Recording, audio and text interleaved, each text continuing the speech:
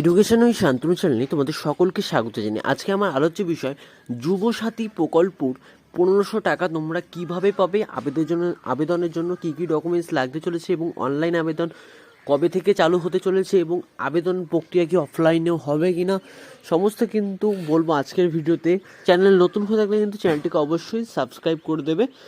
তো ভিডিওটি তোমরা শেষ পর্যন্ত দেখো। তো আগেও যে ভিডিওটা বানিয়েছিলাম সেই ভিডিওটা তো তোমরা যারা দেখোনি তারা কিন্তু চাইলেই কিন্তু সেই ভিডিওটা দেখে নিতে পারো। Yuvasathi scheme apply rules. Bangla Yuvasathi প্রকল্পে কিভাবে আবেদন ও কি কি নথি আবশ্যক সেটা কিন্তু সম্পূর্ণ তোমাদের বলবো এখন।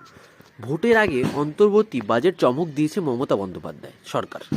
এই বাজেটে একাধিক নতুন ঘোষণা করা হলেও সবচেয়ে বড় চমক হিসেবে সামনে এসেছে নতুন প্রকল্প বাংলার যুবসাথী প্রকল্প।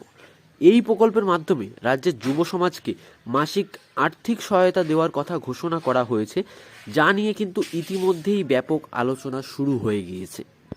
বাংলা যুবসাথী প্রকল্পের নতুন প্রকল্প, এই প্রকল্প 21 থেকে 40 বছর বয়সী বেকারদের প্রতি মাসে 1500 টাকা করে দেবে রাজ্য সরকার।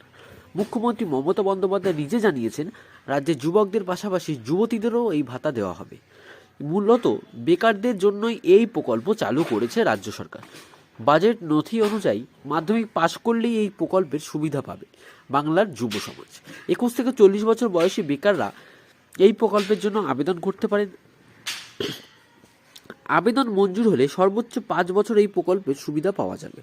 প্রতি মাসে মিলবে 1500 টাকা করে, অর্থাৎ বছরে 18,000 টাকা পর্যন্ত সহায়তা মিলতে পারে।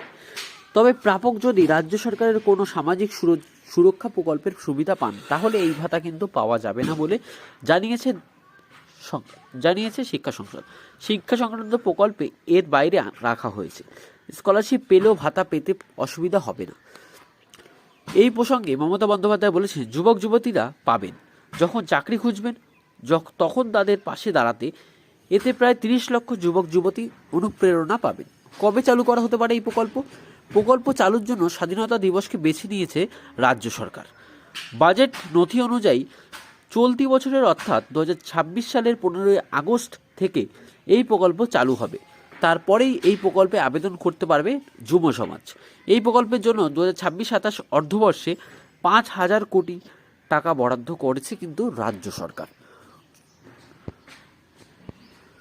তো কারা পাবেন এই সুবিধাগুলি দেখে নাও। প্রাথমিক ঘোষণা অনুযায়ী সম্ভাব্য যোগ্যতার মানদণ্ড: বয়স 21 থেকে 40 বছরের মধ্যে ন্যূনতম মাধ্যমিক পাস, বর্তমানে বেকার থাকতে হবে, পশ্চিমবঙ্গের স্থায়ী বাসিন্দা হতে পারবে এবং চূড়ান্ত সরকারি নির্দেশিকা প্রকাশিত হলে শর্তাবলী আরও কিন্তু স্পষ্ট করে বলা হবে।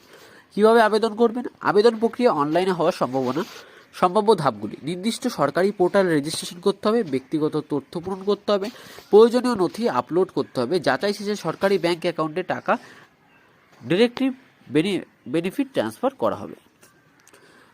কি কি নথি লাগতে পারে? চূড়ান্ত তালিকা এখনও প্রকাশিত হয়নি, তবে সম্ভাব্য নথির মধ্যে থাকতে পারে মাধ্যমিক পাশের সার্টিফিকেট বা মার্কশিট, বয়সের প্রমাণপত্র, আধার কার্ড বা ভোটার কার্ড, ব্যাংক অ্যাকাউন্টের বিবরণ, মোবাইল নম্বর ও ইমেল আইডি। তবে যারা ইতিমধ্যে অন্য কোনো সরকারি প্রকল্পের আর্থিক সুবিধা যেমন যুবশ্রী প্রকল্প, লক্ষ্মীর ভাণ্ডার, কৃষক বন্ধু ইত্যাদি টাকা পেয়েছেন তারা এই প্রকল্পের টাকা পাবেন না।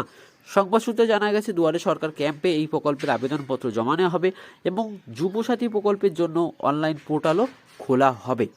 তো ভিডিওটি তোমাদের কেমন লাগলো তা কিন্তু অবশ্যই জানাবে। চ্যানেল নতুন হয়ে থাকলে চ্যানেলটিকে সাবস্ক্রাইব করে দেবে যুবসাথী প্রকল্পের আরও আপডেট সবার আগে পাওয়ার জন্য।